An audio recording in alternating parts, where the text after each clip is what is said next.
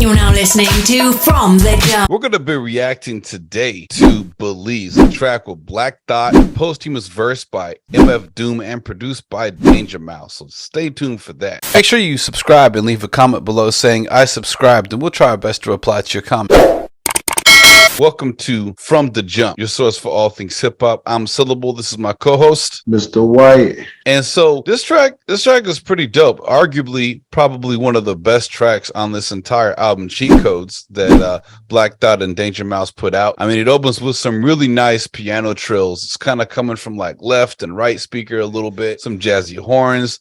Black Thought starts off the song with some nice bars. On the shoulder, like a California highway patrolman, launch codes was stolen and sold by Edward Snowden. I thought that's a really nice way to start off the track. Yeah, I mean, Black Thought never disappoints when it comes to lyrics. This line here, highly enveloped and activated my melanin. Y'all fell in the sea was shaking besides gelatin. It's almost like it doesn't matter what he says. And, no. You know, he's one of those rappers that's old school in the sense of he likes to rhyme a lot, but his vocabulary is so large that it doesn't get boring, right? He's not like rhyming me with me and he with he and nigga. Like he's like using actual, multisyllabic words. Yeah.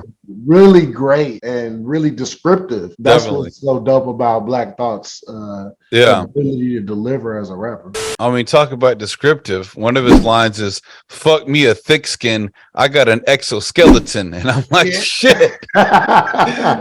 This shit is coming through like a fucking transformer. Or what is that? What was that anime where they jump in the big suits? What was that called? Gundam. No, there's another one. Where they jump in the big suits. That's one of the classic animes. Oh man. Now it's gonna I don't think it get no more classic than Gundam with robot suits. No, there was one of them. I forget. Evangelon. All right, Evangelon. Oh, Evangelon is a good one, but yeah. I think I'm going to argue that Gundam is way more iconic than Evangelon. Okay, we will have to. We can talk about that on another. We can have a separate podcast debating that because that will be a debate. Check out our new anime review channel where we argue and debate.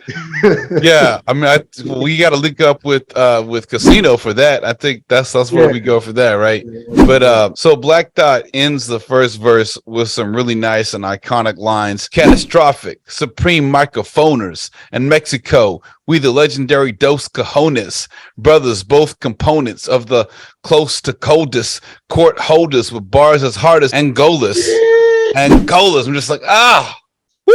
And for people who don't know what Angola is, it's the plantation prison in Louisiana.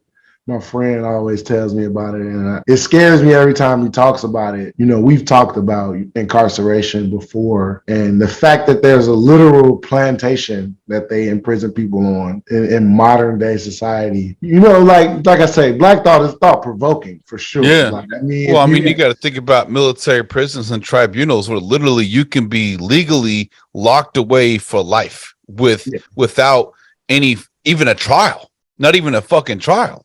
This shit is crazy. And the hook for this song, real simple, just a quick sample, Away From You. And it's sung, it's one line, sung real fast. And who do we have coming up next? We got Doom, of course. MF Doom. And, yes, sir. You don't get a lot of verse from him, obviously. Rest in peace, because, he's always been one of those artists that has been to himself. He built a lane in rap and he just stuck to it. And that was one of the things I think people respected him the most for, is that he never really sold out to be commercial or anything like that. Although he was commercially successful in his own right. Yeah. He was doing all types of deals and in the underground. Like I still feel like he was probably one of the most successful underground rappers. Well, he's like the Leonard Cohen of hip hop, right? Leonard Cohen is a famous singer, but not everybody knows him. But he had such a huge following, he could make it as his own artist and musician. So I think MF Doom is like that. I mean, he ends his verse with a couple of couplets where he's like, meh, whatever the case is. The card he played was ace of spades, but no races. A spastic, some call loony. When he spit a tomb sarcastic as Paul Mooney. And I was like, man, both of these artists are just so visual with their raps. I can picture exactly what they're rapping about. I mean, he even speaks to that in this particular verse where he says, all the while waited, then graduated, cap and gown, hated the rap sound, debated the crap until he felt he had mapped it out, right? Where it was like basically saying that he had to do it his way. There was no way in his mind that he could be a part of the commercialization of what rap is. He made Black Thought's kind of that way too, where all the work that he did with the Roots, obviously, like just the musical prowess of that group, and then just on his own as a lyricist, where that's where he believes that he stands the best as somebody, as an educator. Like I say, listen to this project was like a dissertation. Like I'm gonna have to go back and revisit it and get out my encyclopedia, and really. Well, that's part of what makes it such a dope song, is because of the fact that it's content heavy, but it's not at the same time clunky, right? It's not like just trying to use a word to show that I know it, right? It's seamless. It's just, these are how these rappers demonstrate what's classic.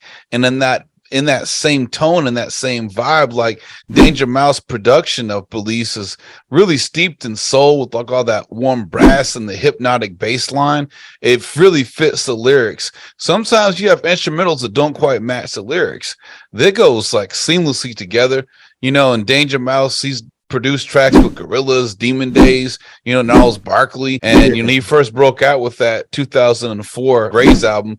He had a mashup of the Black Album with the instrumentals by the Beatles. I mean, this chemistry they have together between Black Thought and then posthumously MF Doom, it matches. Everything falls in line. And it's like this lo-fi. Go ahead.